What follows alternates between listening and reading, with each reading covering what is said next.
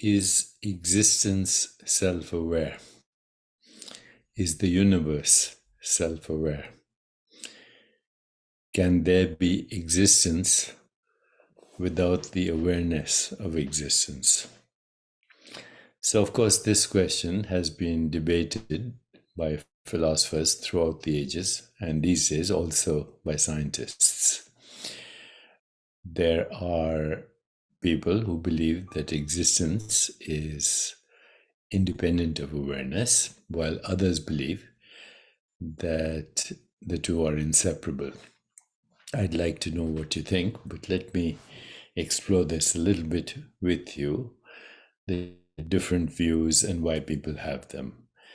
So those who believe that existence is independent of awareness argue that the universe has existed for 13.8 billion years and exists whether or not there's anyone to perceive it. They point to the fact that the universe existed for billions of years before the first conscious beings evolved.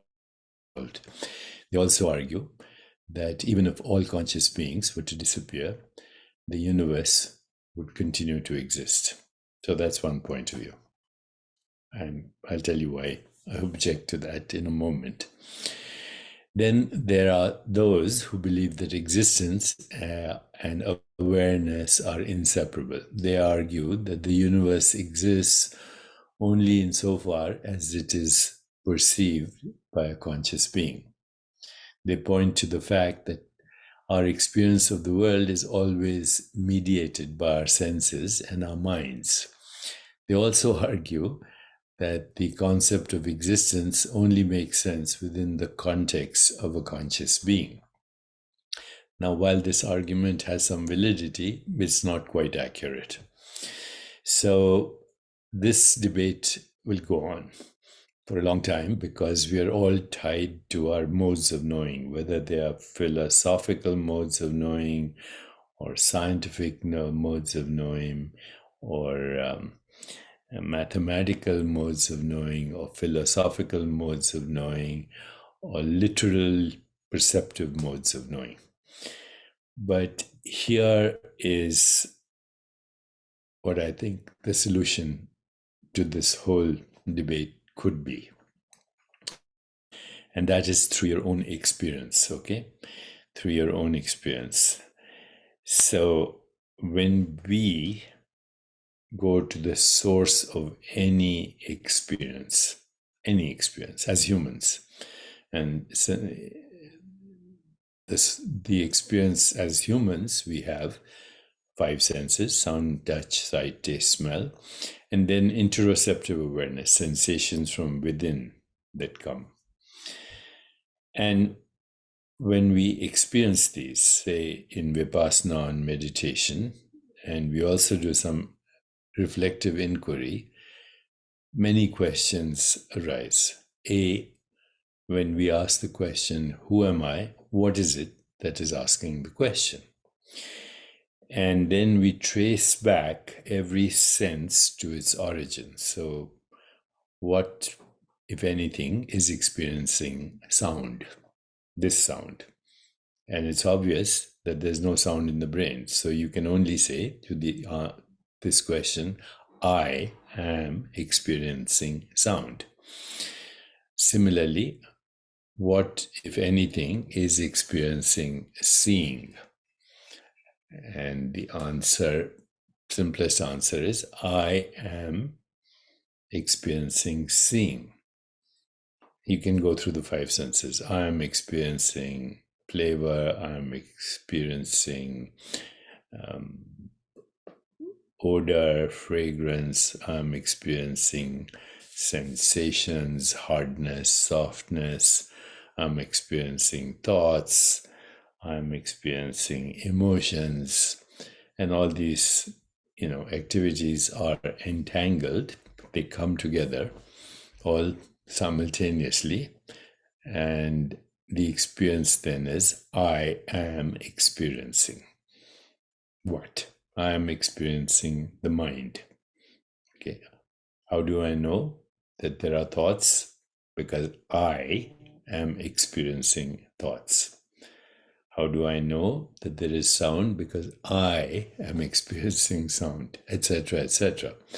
So I am is the basis of all experience. Okay. And the combination of these experiences we can call mind, body, universe as concepts. Okay, as concepts. Because without I am as awareness to experience anything, there is no experience. But the experience is, if we were to use one word, is a knowing, a knowingness. I am is a knowingness. And there are many modes of knowing: sound, touch, sight, taste, smell, emotions, feelings, sensations, images, imagination, thoughts. All are experiences in I am. Without I am, there is no experience. So, what is this I am that experiences? Mind, body, and universe. Obviously, it's not the body.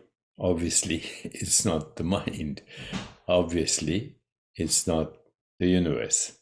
So here's a very, very radical idea and goes beyond panpsychism, but still is part of Advaita Vedanta. Here's a radical idea. Nothing is aware. No thing is aware. This cup is not aware. This hand is not aware. This brain is not aware. This body is not aware. Rocks and minerals and particles and galaxies are not aware. They are all entangled, simultaneous, unified experiences in I am. And I am is not embodied. You know, when you say, religious traditions say, we are embodied beings, we are a soul in a body. Well, that has never been found. Okay, so I am can never be found in anything that is perceived, that is thought of, that is felt, that is imagined, or that is sensed. I am cannot be found because it's the source of all these experiences. I am is the fundamental source of all these experiences. I am is aware of itself as mind, body, and universe simultaneously. Now, this is as applied to human beings only, okay? Because in other species, is an amoeba aware, is a microbe aware, is an animal aware. And what I'm saying is none of them are aware, okay? And sorry to say, as humans are also not aware. Humans, animals, and those are words we use, human words, because that's all we can do to communicate. Okay, so these are words we use: animals, minerals, plants, etc. These are words we use to express experiences in awareness. So neither rocks, nor minerals, nor force fields, nor atoms, nor molecules, nor animals, nor bacteria, nor primates, nor humans are aware. So what is aware? Only awareness is aware. Only awareness is aware. Only consciousness is conscious. And that consciousness is nothing perceivable, conceptual. It can only be known through self-awareness. I am is the self. I am is the self of the individual. I am is the self of rocks, minerals, amoeba, bacteria, and on and on. All the animals, all the primates, you, me, and everything that we can give a name to. Who gives the name? Ultimately, I am gives the name. Name and form go together. And in Sanskrit, that's called Nam Rupa. When I identify myself with I am, before I am this or that, then I am the field of awareness, and I am the knower of the field of awareness. Kshetra, Kshetragya. So consciousness only is the reality. Matter is a concept in consciousness. The concept is the experience of matter. Mind is also a concept, modified awareness. So if we go with the current scientific models, did the universe come into creation 13.8 billion years ago? And how do we know that? How this is the scientific model. How do we know that? Because right now, humans can perceptually experience the birth of the universe by looking at, or close to the birth of the universe. We can't go beyond, beyond Planck time and Planck scale, or even close to the event horizon. But we can see stars and the formation of stars today through the Hubble telescope. That's a perceptual activity in awareness. That requires, of course, a human brain, human eyes, and human technologies. So we can see the past right now, the birth of the universe, or close to the birth of the universe, but not to the real universe. We can only access what we call the human universe through human modes of knowing and experience. Similarly, we can access human modes of knowing that are called animals, plants, rocks, bacteria, anything that we can give a name to. But what is it that gives name and then creates form that is not embodied? So the very idea that you incarnate or reincarnate is actually in a way wrong, but because it assumes that you are an embodied soul. No. The body is an intermittent stream of perceptions beginning with whatever, fertilized egg, zygote, embryo, all the way to dusty death. The body is an experience of intermittent sensations and perceptions in I am. So is the mind an intermittent stream of thoughts, feelings, and imagination in mind, in awareness. Only awareness knows awareness, and only awareness modifies itself into the human constructs of minerals, plants, bacteria, the whole thing, the whole universe.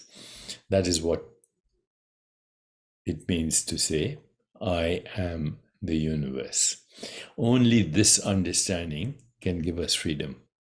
Only this understanding can give us the deeper understanding that I am is not a body, is not a mind, is not a universe, but I am knows itself as mind, body, and universe.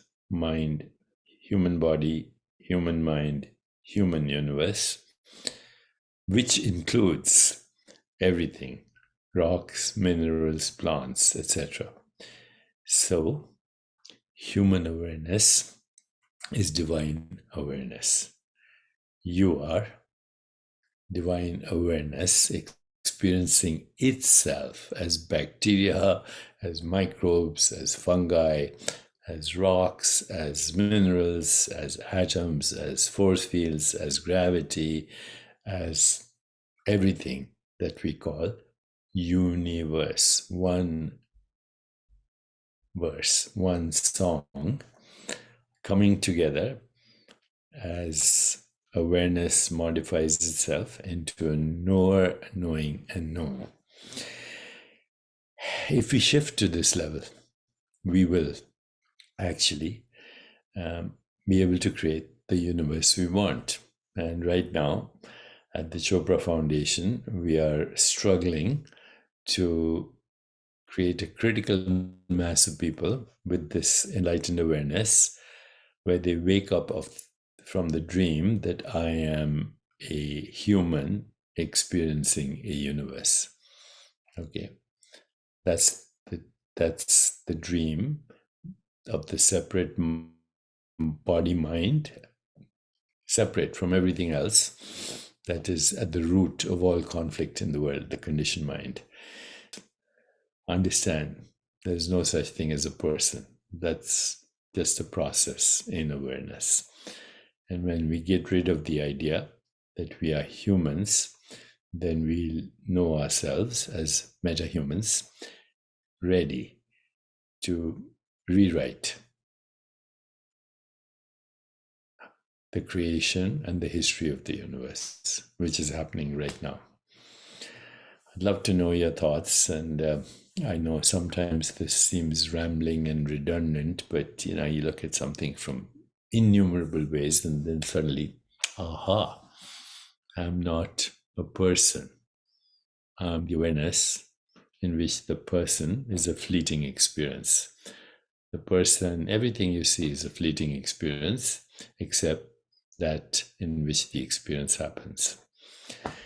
So reflect on this, and please join us in creating that critical mass for a peaceful, just, sustainable, healthy, and joyful universe. Otherwise, even as we explore intergalactic space, we'll be having wars about who controls what territory on the moon or wherever else we see the universe or planets with life as we know it.